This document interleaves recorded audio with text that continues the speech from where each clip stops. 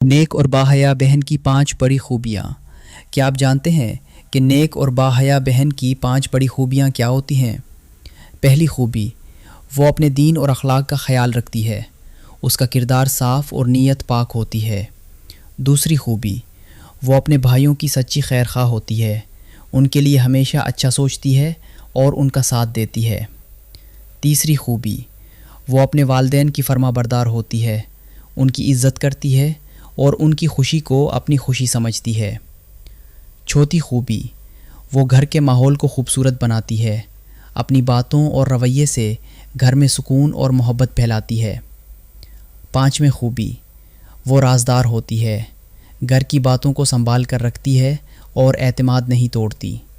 یاد رکھو، نیک اور باحیا بہن گھر کی سب سے بڑی نعمت ہوتی ہے۔